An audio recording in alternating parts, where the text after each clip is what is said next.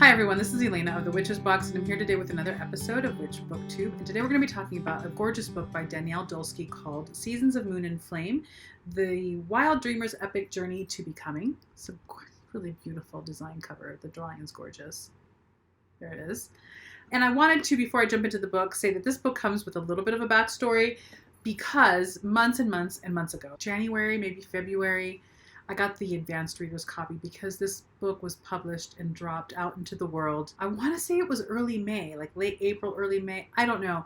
I just know that when I got the advanced reader's copy, number one, this is the advanced reader's copy.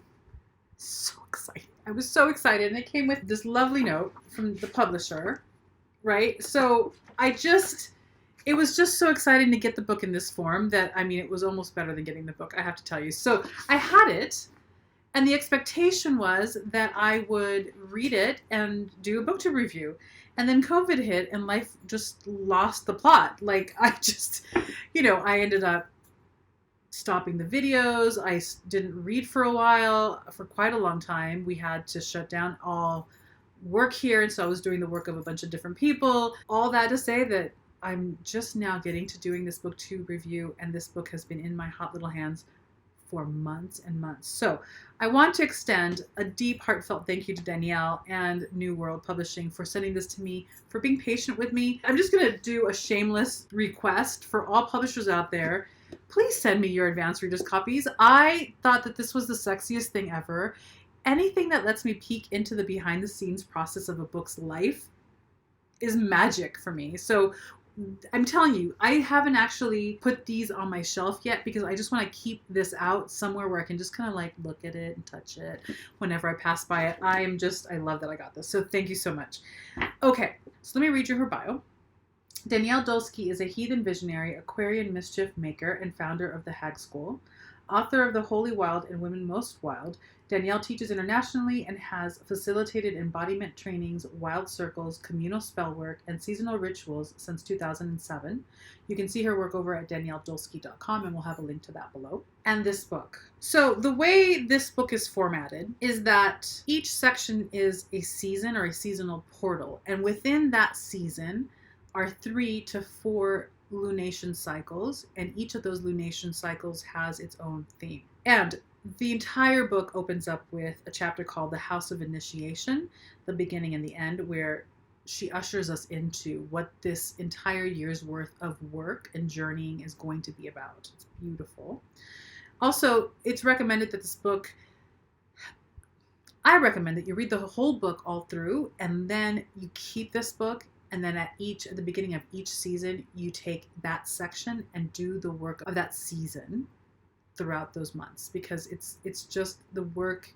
You're not going to get into the work if you read the book all the way through, although it will affect you profoundly. But then taking it and digging deeper into it and being in process with it would be gorgeous for a year's worth of practices. It's gorgeous. Okay, so the first season is House of the Garden Hag, because we're working with the hag in these books. House of the Garden Hag, Opening Spring's Portal. And then in that season, there are 3 lunations that she talks about. So the first one is Season of Tender Roots, Belonging. Season of the Elder's Altar, Heart Healing. Season of Mud-Caked Hands, Gathering. That's for spring. For summer, it's the House of the Desert Hag, Opening Summer's Portal. And under there, the lunations are Season of the Wild Delights, Activating. Season of Holy Thunder, Reaping. Season of Midday Grace, Softening. That was for the summer portal. For the autumn portal is Season of the Sea Hag, Opening Autumn's Portal. And under there you've got 4 lunations. Season of Orphaned Dreams, Grieving. Season of the Haunted Heart, Shadowing. Season of Spice and Hearth, Dying. Season of the 13th Moon, Becoming. And then the last one is the Winter Portal, and it's House of the Mountain Hag, Opening Winter's Portal. Season of Salted Bones, Resting. Season of the Wild Wolf, Divining. Season of the Cauldron Keeper, Quickening. And then the last chapter is a return to the House of Initiation. I reviewed her first book, The Holy Wild, I think sometime last summer of 2019. Like June or July, and it was an amazing, exquisite, gorgeous book. And I think I mentioned it then. I'll mention it now. I know that she writes about this somewhere, if not on her website. She is a student of Dr. Clarissa Pinkola Estes, who is a Jungian psychologist who wrote Women Who Runs with the Wolves. Many of us who are older cite that book as being one of our core, just our core pillars. For me, it's one of those seminal books that created the foundation for my spiritual awakening, my spiritual path. It still to this day affects me. There is a gorgeous poetic prose and way of weaving stories from the archetypal collective unconscious, from our lore, our mythology, in a way that is transformative, that creates its own ritual just in the telling. And Danielle Dulsky is very much along that line. Her writing is just exquisite. I'm going to get emotional now. Often reading this book, I just felt so deeply emotional, not just because of the content, because of the journey that I was going on with the hag in these cycles, but also because each sentence is so exquisitely crafted that it felt like those sentences were on its own medicine. I don't know how to describe it any other way other than this book is beautiful. I keep saying this about these books. I have been so fortunate this year of reading these gorgeous books. There was one the other day where I was like, okay, this is trash. And I didn't even finish it. I'm not even going to talk to you about it because I've just been on such a beautiful run of just exquisite books that I was almost just completely like offended. Like, why would you interrupt my amazing streak? Don't do it. This is a book for those of you who resonate with this kind of work, who resonate with the archetype, who resonate with the hag. Not many people work with that aspect of the goddess. She absolutely addresses in the beginning that, yes, it's the hag, it's a feminine divine being, and it is for all people, and it is for all women, however you arrive at that identity. So there is a lot of discussion in the beginning about that, which I really appreciated. And the journeying in this book is for those of you who love to do that inner work. And this is the stuff of the Witch's Box too. You cannot, this is me making an absolute statement. It is based on my belief, but it is also based on my personal gnosis.